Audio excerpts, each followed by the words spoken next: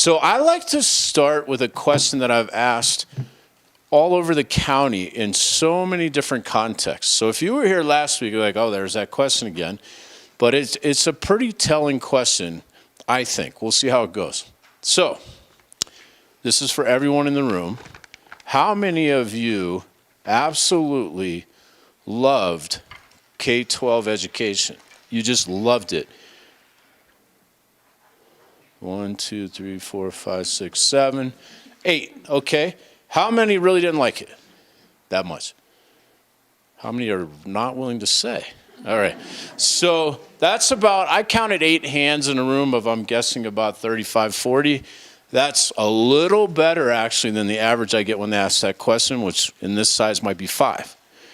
I don't ever get, ever, we all loved it. Never. And I bet you I never will. And so part of what I want to talk to you about tonight, bond or no bond, our students are not buying the way we deliver education today. We have an education system essentially designed for the industrial era, and we are way beyond the industrial era. And so our schools need to change. I believe that fundamentally. That is, I'm not alone in that at all. That's a big conversation all over Colorado. There are many school districts on this work that we'll talk about tonight. It's happening all over the country. You'll hear a little bit about it. So one of the things that I do, and I love doing this, just so you know, I'll slide into the front of the high school. Superintendents don't dress up that much in the mountains, so I can be almost like, who's that guy? Of course, a lot of students know me now. I'll sit down at a table with a number of students, and then I'll start talking with them. Say, hey, how's it going? And after a while, and they're like, who is this guy? I'll say, oh, I'm the superintendent. And the first thing, as you heard me say last week, is they wonder if they're in trouble. I'm like, no, you're not in trouble. I just want to learn from you.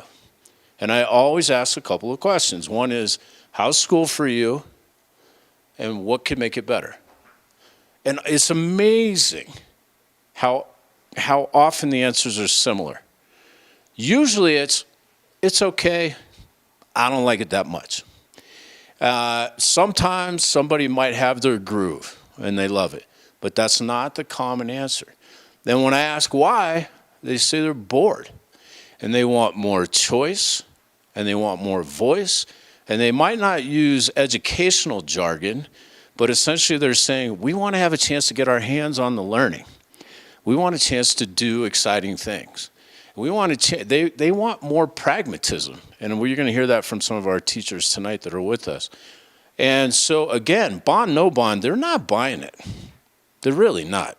And so in our classes where students get a chance to get their hands on the learning and apply their skills, reading, writing, math, whatever skills they've been learning, they're infinitely more engaged 9 times out of 10. And I'm in schools a lot. And we'll give you a couple examples of that tonight. So my pledge to this county, real quick before I get to that. So if you don't know, this is my 31st year. I said 30th last year, and I recounted last week. It's my 31st year in education. And so it's not my first rodeo in the work. I started in Los Angeles as a bilingual 6th grade teacher. I worked in New York City. I worked in the Bay Area. I worked in Seattle and Washington for 20 years. I have a doctoral degree in education. It was about learning and teaching. So something that I'm very excited to bring to the county is a lot of depth of knowledge about working with students and working with learning. And I'm here to tell you, as somebody connected to all that, we need to change. And in this county, I believe we have the most potential truly of any place I've ever been, because we have so many people that want to work together, and I get to be in those spaces every single day of the week. And so I think the opportunities are infinite. So, and I think the future of this country, needless to say, is in the hands of our youth. So we're here to share that I believe, can't talk me out of it. You want to, we can try, but that we can be the best rural mountain school district in Colorado. Why would we not think that way? or I can't think another way. I need to think about what's possible, and I think we can do that. And so we have people in the room, officials, partners, business reps, and others, as you've heard, and we want to get your input on what we're thinking about. We're going to show you a bit about Summit School District by the numbers, our proposed ballot measure, our goals, our timeline, next steps, questions, and discussion. And I will ask Doug Blake. There's Doug Blake. Can you read that for us? Absolutely. Preparing for our future. Summit School District is committed to creating and maintaining future-forward learning environments through innovation, inclusion, collaboration, and efficiency to support the evolving needs of our students, staff, and community. And can you tell us what's going on down here with these 5 pictures? Absolutely. Below you'll see our graduate profile. Summit School District has worked real hard the last 5 years developing clear understanding of who we want to see. Well, thank you. Pretend like this. Yeah. Yeah. Got it. You got it. Go. Yeah, don't worry about it. Works great.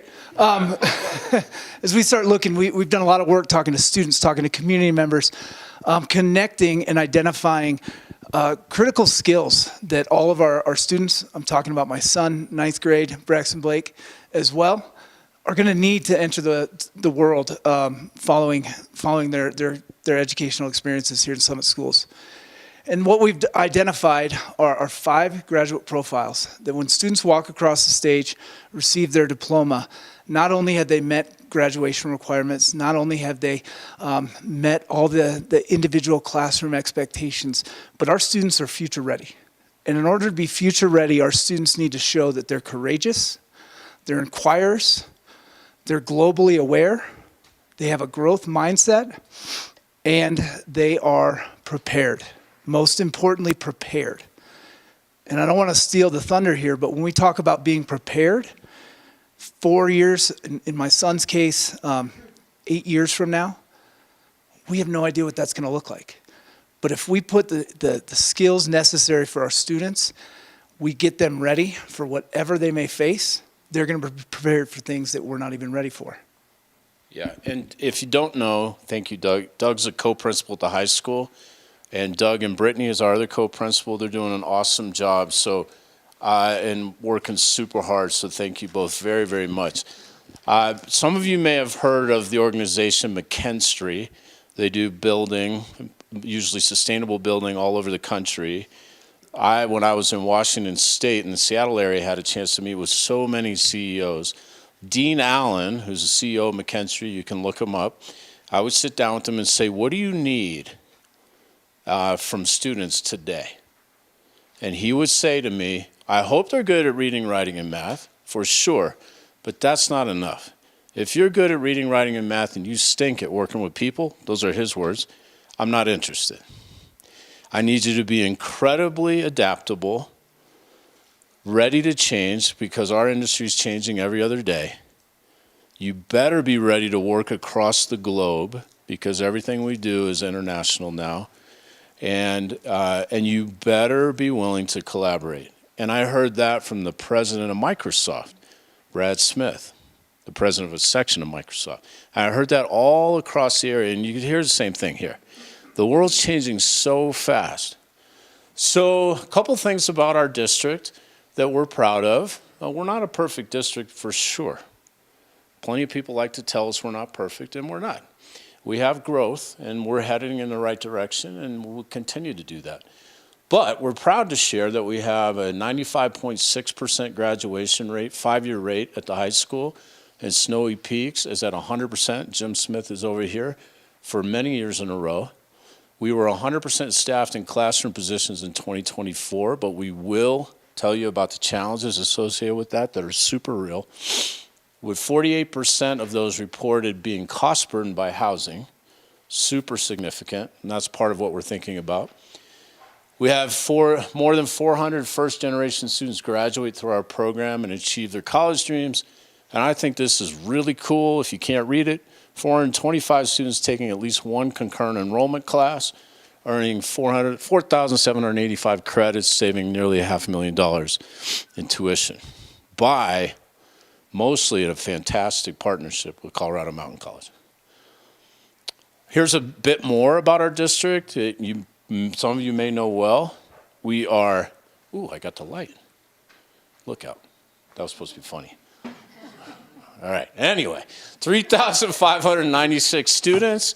And part of the proposal, this isn't everything that's in our bond proposal, but part of it is to upgrade our track and synthetic field at the high school. It's also about safety and security upgrades to make sure we're as safe as possible. It's also about critical infrastructure upgrades like HVAC systems. It's also about career and technical education and an innovation center. 2 high schools being impacted by that, and frankly, every single student that goes through our system that stays here. The proposed bond includes upgrade network infrastructure. I wouldn't call Summit County the greatest place on earth for the internet. Investing in playground upgrades at all schools, and 8 schools will benefit from asphalt, concrete, and sidewalk replacements. There are several big ideas here. One is housing. We'll explain that. Critical maintenance, career and technical ed, you've heard that before, safety, security, and technology.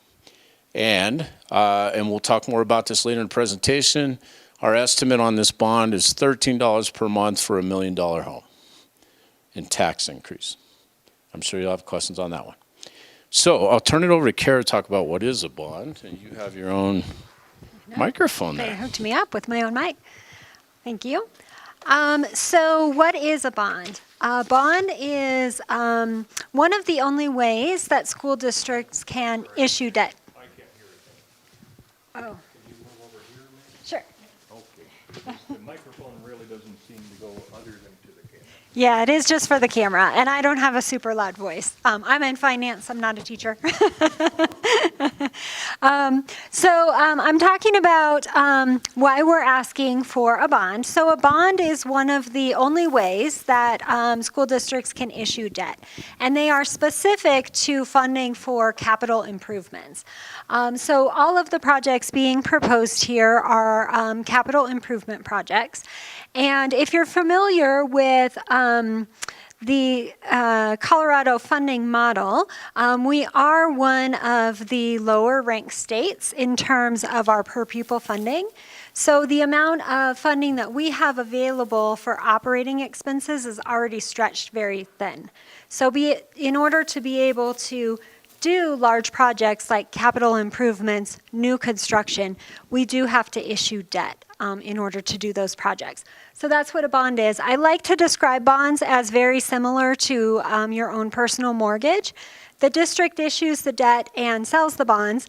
We get cash up front in order to be able to fund the projects, and then we pay that back over time, typically 20 or 30 years. So in the question that we put on the ballot, what we're actually asking the community for is to approve us to collect a mill levy sufficient to pay that debt back over time, which is whatever that year's scheduled payment is.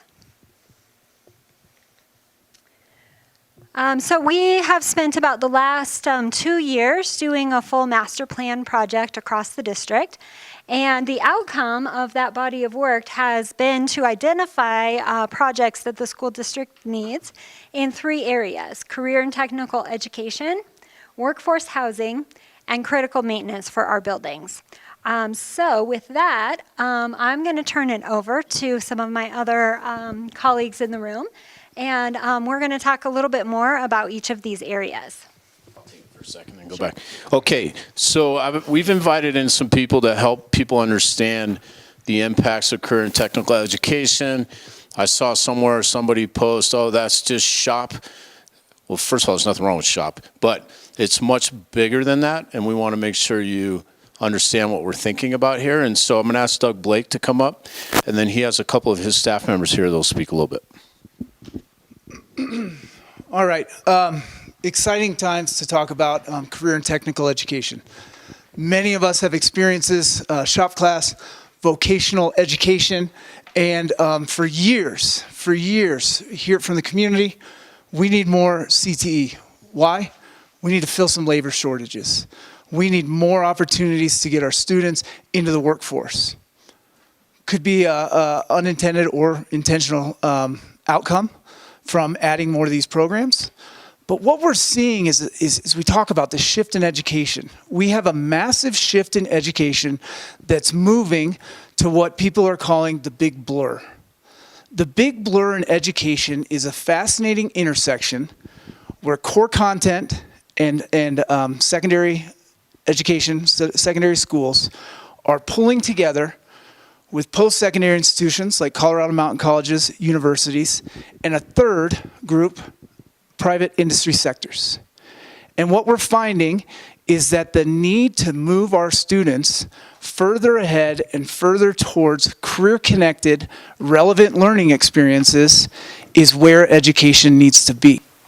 We're pulling in industry experts to help guide and identify where different pathways are moving.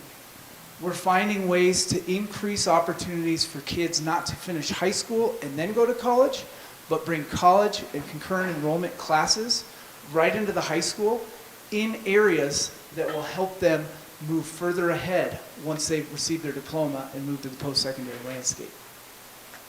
We have an incredible responsibility as educators to start embracing this change and find new ways to bring exceptional learning spaces, relevant, career-connected learning to the desks, not the desks, sorry, to the hands of our students.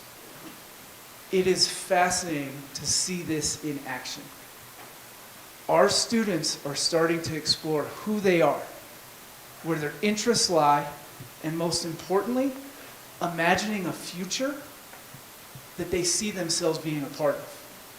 Realizing that when they walk into a high school, when they open those doors and walk into this building, they're there for a purpose. That changes the game. That changes the game for you as parents. It changes the game for our students. And it moves forward economic strengths, forward progressive thinking with our community here and around the state. The state sees the critical need to elevate this type of learning for all of our students. We see these buildings, we see these opportunities, these career and technical education innovation campuses all over the country because they're working. They're changing the lives of students. They're making school relevant once again. And so when we talk about that, when we talk about CTE, for years it's compartmentalized. And we say, here is traditional learning. Here's your core content. Here's where we do this. And then we silo off and say, over here, this is where our career technical education lies. All learning needs to be career-connected learning. All of our teaching, all of our content is career and technical education. We're preparing our kids for success beyond high school. And we're going to do it through exceptional learning spaces with state-of-the-art, relevant equipment, lab spaces to help our students start seeing what they can be and start finding their pathway to success right now and not later. Can you talk about the pathways Yep. and then ask Oakley? Yep, absolutely. That was kind of what I was going to move into. So we've done a lot of work in understanding our local economy, our state economy, the nation, where the jobs are going to be in the future. And most importantly, we've looked at the global landscape of future jobs and identified future-ready pathways for our students. And we've identified healthcare, business, marketing, entrepreneurship, computer science, advanced manufacturing and engineering, skilled trades, natural resources and outdoor leadership, and human services education as umbrellas to support so many different exploratory opportunities for our students. Doug, can you mention, sorry to interrupt, because I failed to mention this last time. I'll give it right back to you. There's a direct connection with the work at CMC, and so I think it's important just to share that before Tom and Oakley get a chance to talk. You mentioned, yep. You mentioned, when we look, not just Colorado Mountain College, one of our strongest partners for years, finding ways to support bringing post-secondary learning into our building. We offer over 40 classes, college-level classes, credit-bearing classes for our students. Most of them are guaranteed transfer throughout the state. Working through identifying the pathways that exist in the community college with our local neighborhoods, but beyond that, how the community college and supportive learning can be the ticket to guaranteed transfer to universities all over the state. Students who complete a sequenced amount of prerequisite courses, many of which they can get right at Summit High School, they complete those courses, meet those requirements, they have guaranteed transfer to, say, engineering. They meet the requirements, engineering classes offered at Summit High School, at Colorado Mountain College. They now have a ticket into School of Mines, CU Boulder, and all these different articulated agreements throughout the state. Once again, we waited till our 4-year experience in universities to start pursuing these pathways.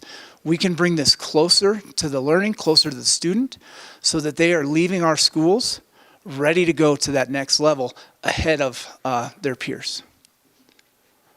Okay, so big picture, future of learning, exciting, exceptional learning spaces where people from all around the mountain communities are going to look over, drive by 70 and say, dang, look what Summit's doing. That's the big picture. But what are the students saying? What is the impact on learning every day? And we got 2 teachers here that are going to tell you what CTE means from the ground level.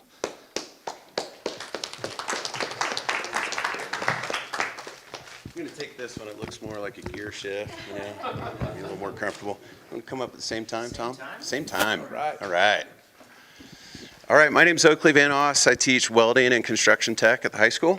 My name is Tom Lucky. I teach ski and snowboard manufacturing and bike mechanics over at the high school.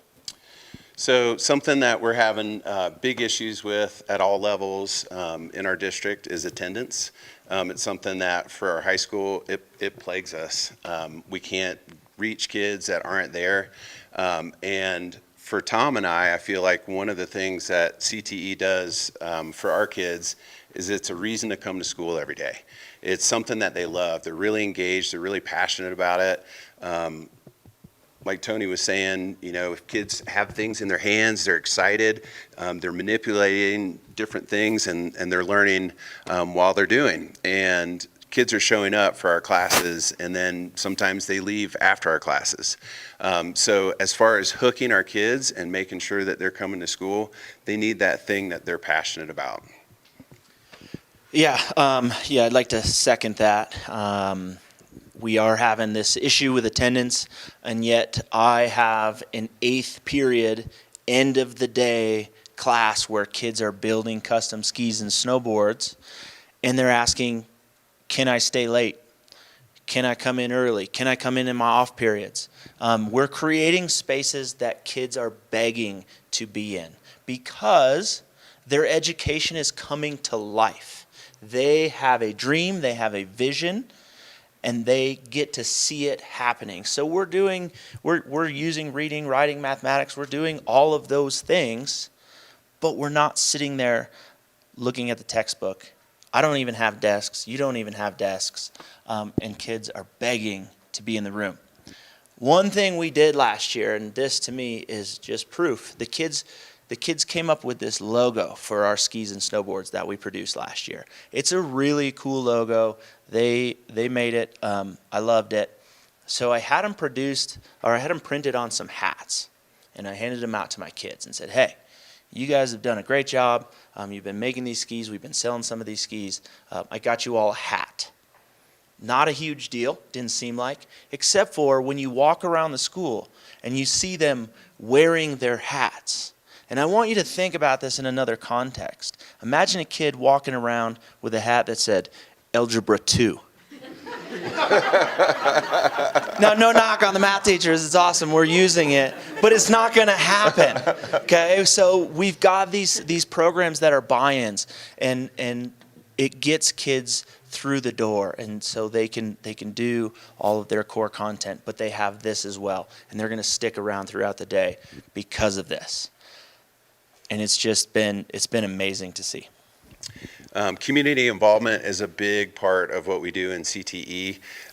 2 years ago, my programs started with the Builders Association here in Summit County, and we started a partnership with them, and it has been absolutely amazing.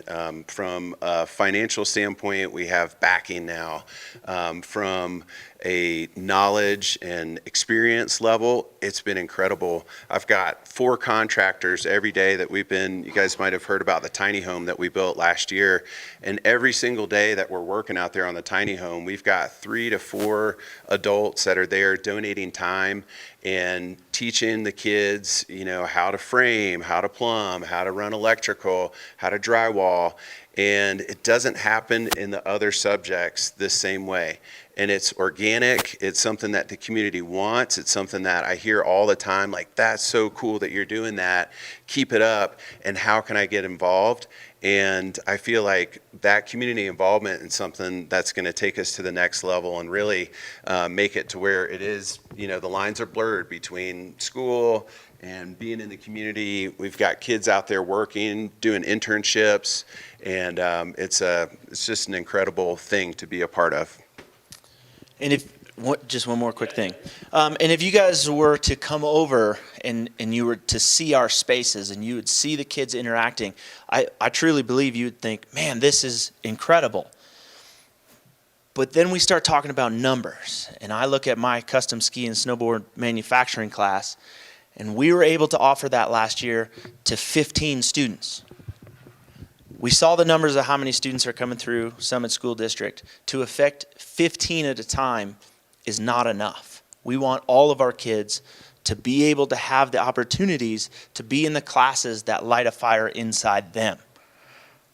They all deserve that. And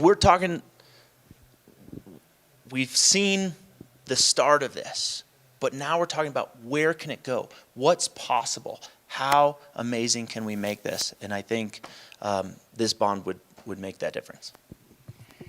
Absolutely. We're one more quick thing.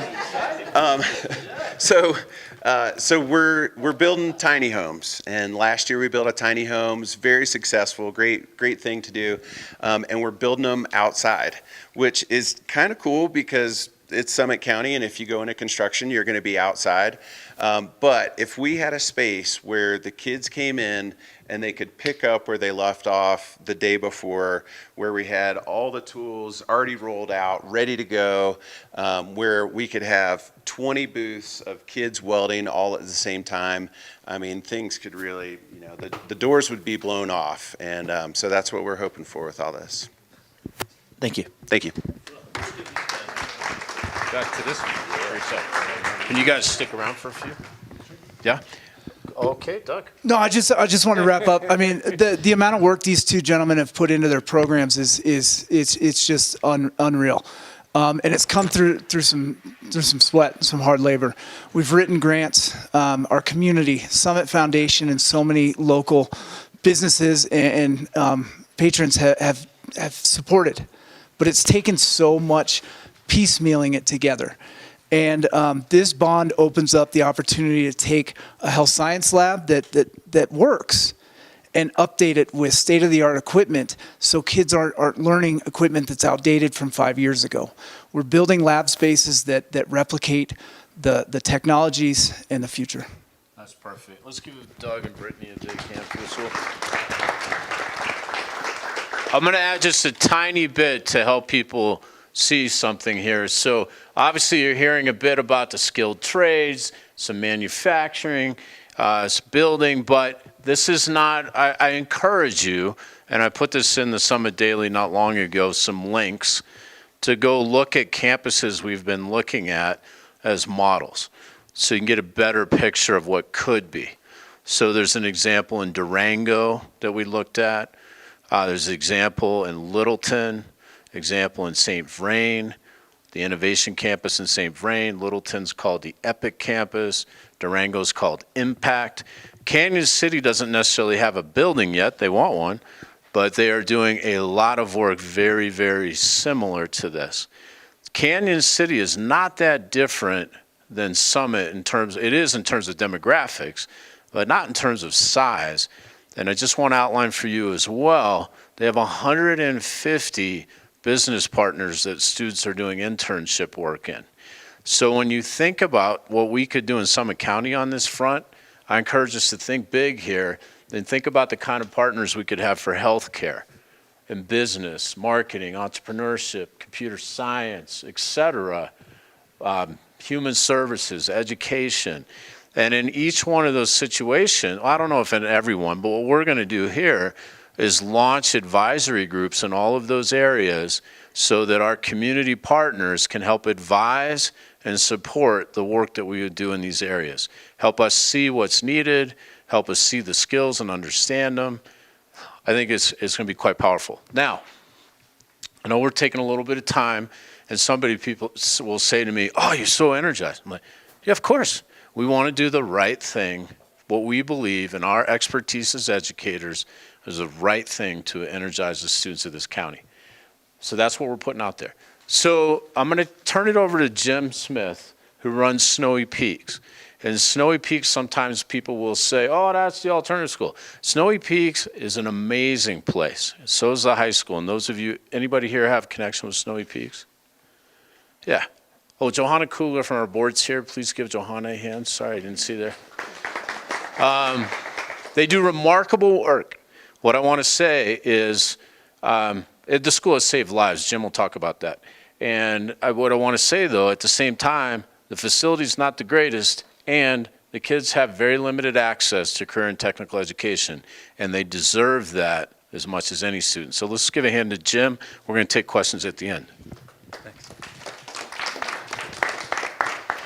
Hi, everybody. I am Jim Smith. I'm the proud principal of Snowy Peaks High School. I am also a father to two daughters, ages 6 and 8, who attend Dillon Valley Elementary. And whenever I hear what's going on at Summit High School with the CTE opportunities, this is what I want for my own children. And not speaking as an employee, but speaking as a parent, this is what I look forward to seeing my daughters embrace, gain those skills, and just that fire that's lit that I see whenever they do certain things at home and making me bracelets and all these things and getting their hands dirty. Man, we can have that for every kid. And so I am principal at Snowy Peaks. And before I get into what we do, I just want to kind of say, so I had somebody tell me very recently, Thompson Valley up in Loveland is another school that built a CTE program and built a CTE building, and they attached their non-traditional or alternative high school straight to it because they invested in their students who they knew maybe weren't that enthusiastic about sitting in Algebra 2 class or sitting in their English class, but they knew that those students came to life whenever they walked into that building and had that opportunity to pursue those careers of their interest. And that's what we're really hoping for here. So at Snowy Peaks, we serve 85 students, and we are the small option for people who need something different. Every single student comes to Snowy Peaks with a story. Every single one of them comes to us with a story. For some reason, something in traditional education isn't working. We have fantastic traditional schools, but we all grew up with somebody who we know traditional education just didn't fit what they needed. They needed something different to be engaged. They needed something different to keep going. We hear countless students at our graduation ceremony talk about their dropout plan, that they were disengaged, they were going to give up, that was their path. And we can get them to that diploma. But I really want to challenge us to think about, is that high school diploma really, is that the end-all be-all? Is that the big victory? Or is it helping our students see the post-secondary plan, to see the post-secondary pathway to a high-wage career of their passion? We don't want our kids to go out and just get a job. We want our kids to live the life that they love. So we are 85 students strong. We also house what's called the EPIC program. The EPIC program last year served over 40 students. This is a fluid and transitional program for identified at-risk students. Students who have maybe a loss of a parent, Maybe they themselves are very, very sick, or other reasons that would bring them into a program where they have the highest tier of support that we offer in that area of our school. And so about 125 total students served last year. What we do at Snowy Peaks is we redefine the educational experience. We know something isn't working, so we come in and we create a student-centered model where every student gets exactly what they need to be re-engaged in our school. We have a relentless focus on both our students' personal and academic growth to prepare all students for post-secondary success. And right now in our current model, we have a lot of career exploration and exposure to career options. But we don't have that deep learning that's going on in Oakley's classroom. We don't have that deep learning that's going on in Tom's shop. And that's what we're hoping our community will support, is that allowing all students access to those important CTE opportunities. Can you change the slide? Oh, sorry. I got you. Oh, no, you have it. And so, we've had a lot of success over the years at Snowy Peaks, and we're really proud of this. We have had a 100% graduation rate for 6 consecutive years, and actually, for the first time ever, we have a 4-year graduation rate of 100%. We have 0% dropout rate for 6 consecutive years. We have seen the research about all the things that happen when students drop out of high school, and I promise you none of them are good. And we are a little bit resource heavy. I will admit that we cost a little bit more money to serve those students, but the good I believe that we are doing is so important. Those students are graduating from high school with a post-secondary plan and ready to go. We are a performance accredited school by the state of Colorado. We do have a 94% daily attendance rate. And we do house that EPIC program, as I mentioned. They are also 6 consecutive years of 100% graduation rate and a 0% dropout rate. So our successes have led us into a situation where, in middle school, a lot of parents start to see their child start to shift and change and need a little extra support, or students go through things in their high school career that causes them to be a little bit more disengaged.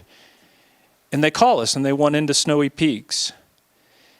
And some of the hardest parts of my job are that we are capped at 80 students and we can't take everybody who needs our program. And we would love to see a new building. We would love to see that opportunity expand. We would love to be able to run a fluid schedule where we're rotating high school students into the CTE opportunity so that we can help more families and more students who need the Snowy Peaks model. Right now, there is a wait list, 35, 40 students consistently every single year of families who I would love to see at Snowy Peaks, but we're just not able to accommodate right now. Can you change slides, please? And so this is a picture of our graduating class of 2023. And up on this, we see students who have gone on to CMC. We see students who have gone to UNC, to CSU, to CU, to Chapman University. We have a student who traveled internationally and is in school in Japan. We have students who are going on and pursuing that 4-year opportunity, and they're doing great. We also have students up here who are those students who the traditional school model in Algebra 2 and English, world literature, it's not their thing. But they come to life whenever we give them those opportunities to engage deeply in their learning and apply those skills in a hands-on way. Last year, we were really proud of the fact that we had a group of our junior high students take both first and second place in the state of Colorado at the KidWind Challenge, where they built wind-powered energy windmills in a competition to generate energy. And so our students went down, and that's the learning that they love to do. And that's the kind of opportunities we hope to continue to provide, because there are a lot of students up here, they're not 4-year university bound, and we're setting them out, and we're sending them out at square one. They've got to start that journey into joining the skilled trades, or into going into computer sciences, or whatever it may be. And we really want to allow them that earlier access, that pathway to get to those professions, to gain those skills, to be highly successful in their passions earlier. And so, yeah, thank you very much. I appreciate your time. Yes, sir. Thank you. So I'm going to switch topics for a moment. I know we're going a little long. We're going to give you a few more minutes and a chance to talk. I just want to give you a visual before I talk about this, so it might be a little confusing. So if you're driving toward Breckenridge and you know the high school's on the right, the future dream, and Snowy Peaks is attached over here, is to move Snowy Peaks over to the high school into a new space, its own building, and then expand the CTE space there at the high school as well, in an innovation center, as well as rounding out what these guys need and others, so that we have, if you can think of it, as almost like a little college campus of sorts, and then connected directly to much more easily with Colorado Mountain College, both by proximity and by some partnership. And so just want you to kind of see what we're talking about here a little bit. The next thing I want to talk about here is housing. So when I was asked by the Board of Education to consider some things, or they told me when I came on, I should say that way, that we've got to deal with housing. We have a housing challenge in the county, which was new for me. It's expensive in Seattle, but it was different. And so I started calling around to school districts in the state, superintendents, and called the Roaring Fork superintendent, who has been building housing for staff for a number of years. And trust me, no superintendent thought they were going into the housing building business. It's not something we thought we'd be doing. That was Rob Strain. And then I spoke with Phil Qualman in Eagle, superintendent right over the hill here, Vail Pass. They've been doing housing for staff for a long time. Telluride just passed a bond, half of which is going to housing. And so, and the story goes on. And it is just unfortunate but true that we have a real challenge on the housing front. And so I just want to give you a couple of points here. So in 23, our teacher turnover rate was 14%, but I'm going to add a little bit to that, and our support staff turnover rate was 38%. So anybody who runs a business knows if you're constantly turning people over, you've got to retrain people. And so since I've been here, we've hired 125 teachers, 123 teachers. I'm starting my third year.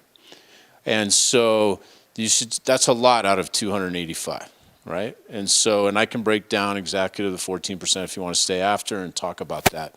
And in support staff, now I'm talking now about bus drivers and cooks and go on down the line, we have a really hard time housing people. Principals in this room could tell you endless stories of staff that decline job offers because they can't afford to come, and pools for jobs that are super thin.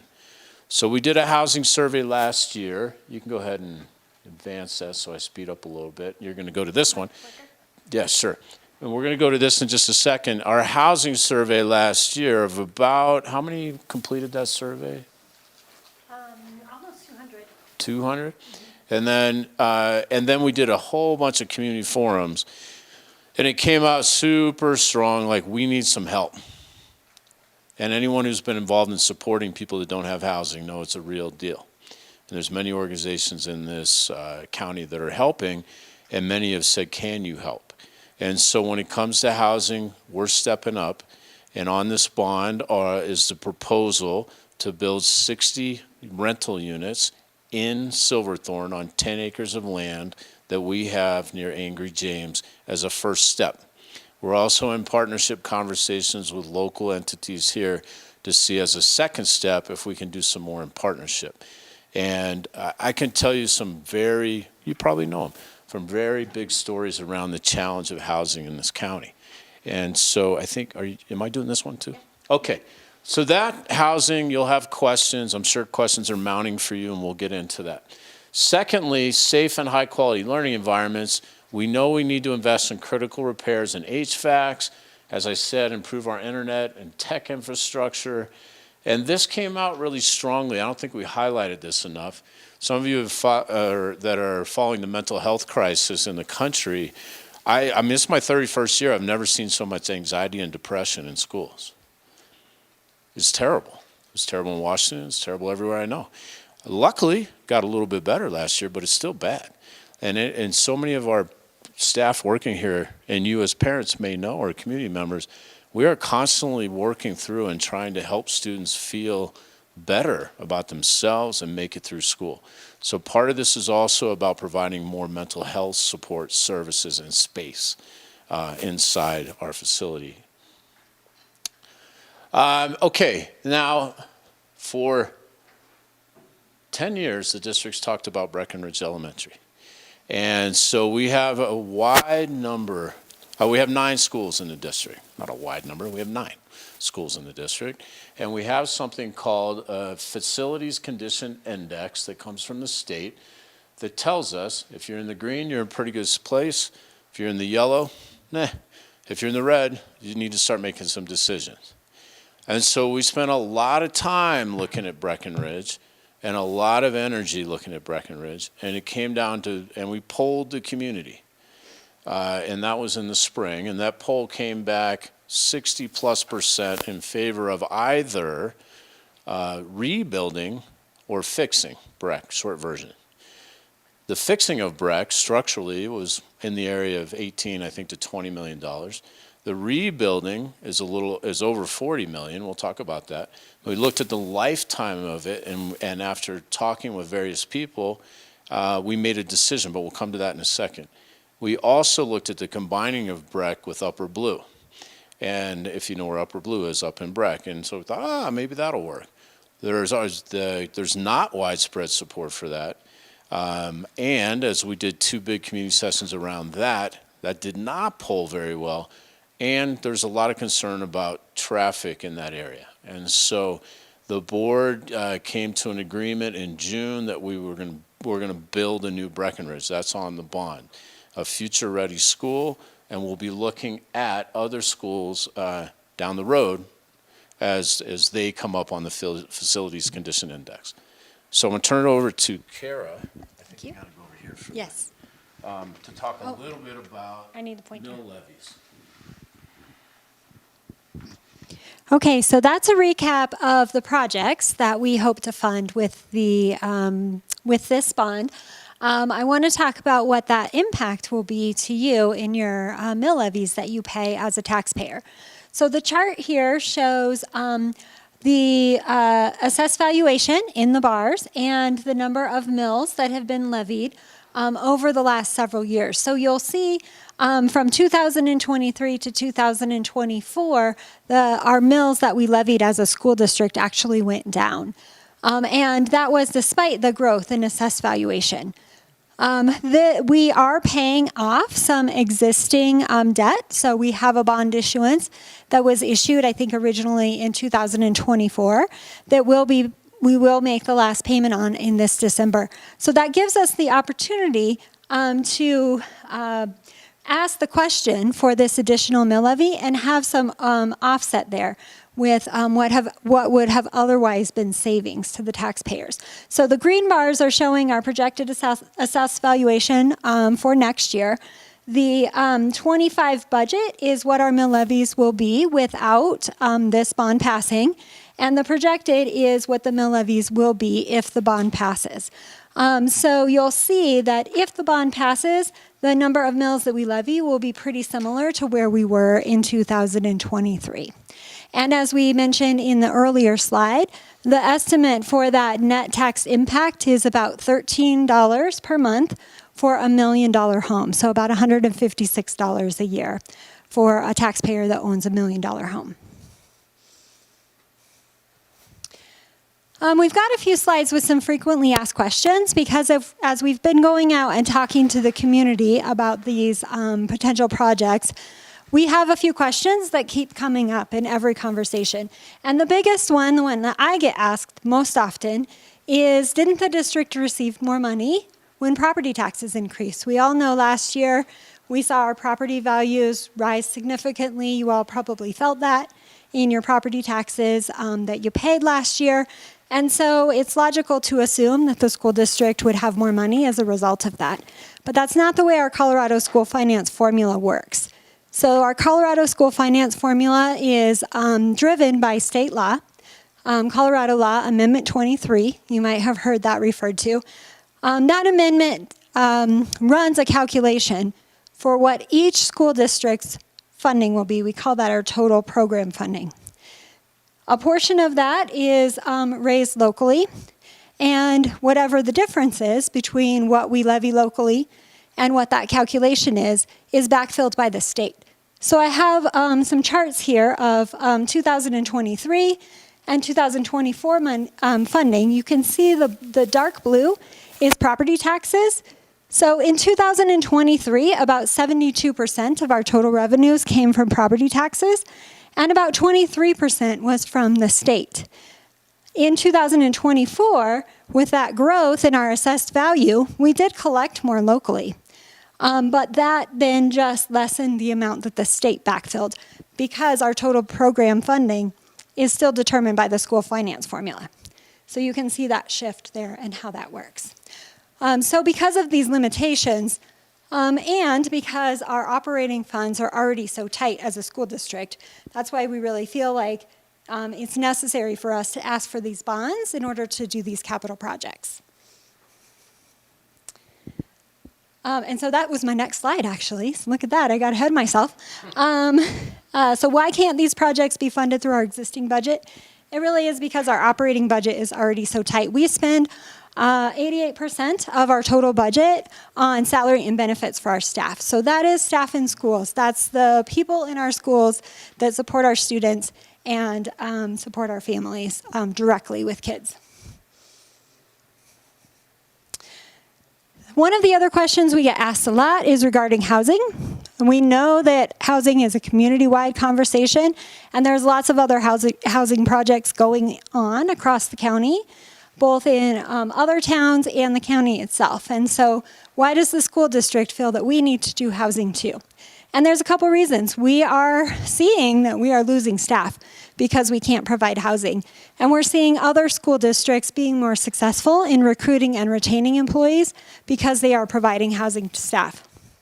We also know, and you may have seen this in the countywide housing needs assessment, that the projected rate of housing that is being built is not going to keep up to demand. So countywide, we have a housing problem, and even with all the construction that is going on, it's not going to keep up to demand. So we feel like as a school district, we need to be part of the solution to that, and we need to be able to offer housing so that we can recruit and retain the best teachers for our kids.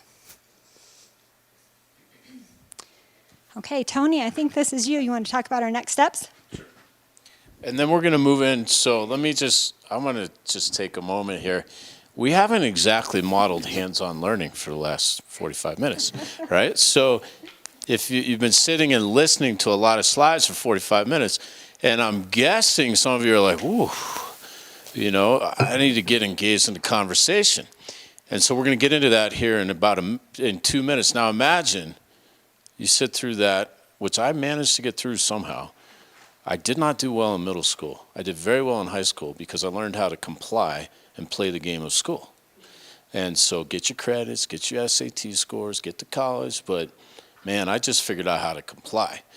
I did not love it. And imagine, if you ask me to sit, anyone who works with me knows this, to sit in classrooms like this for 6-7 hours a day, 170 plus days a year, why we need to change learning. So if some of you are getting a little like, woof, all right, I just wanted to share that. So, Board of Education conducted a survey of voters in May that indicates support for the possible measure.